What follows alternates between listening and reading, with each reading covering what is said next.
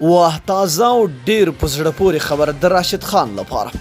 دا چې کومه خبره ده هر سره په دغه ویډیو کې وګورئ خو ویډیو را سره تر پایه وګورئ که د راشد خان مینوال یاست او پرې خوښیږي ګرانو زړه ته رانږدې مینوالو السلام علیکم. د کرکټ یوې مشهورې ورزشي خبرپاڼې 3 لوبغاړي څرګند کړي دي چې ممکن د کین ویلمسن په غیر حاضرۍ یا نشتون کې د سنرایزر حیدرآباد لوبډله رهبري کړي.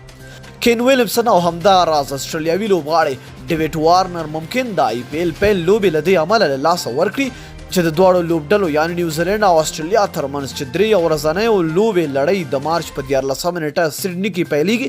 نو له دې کبله ډیوډ وارنر او ویلمسن به د خپلو اړوندو لوبډلو لپاره ځانونه ثابت کړي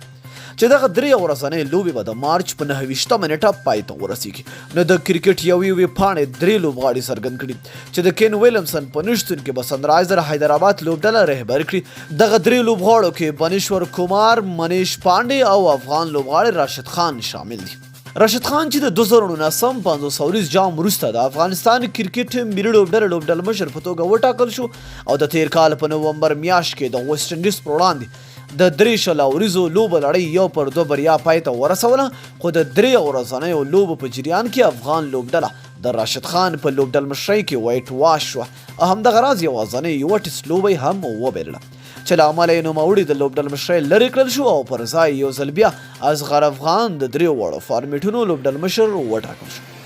21 کلن راشد خان چې په 9 کروڑه د سنرایزر حیدرآباد لوبډلې له لوري ساتل شوی دی. راشد خان له 2019 میلادي کال راهیسې له سنرایزر حیدرآباد لوبډلې سره مل دی او دوامداره ویکټ اخیستونکی په توګه موجود دی.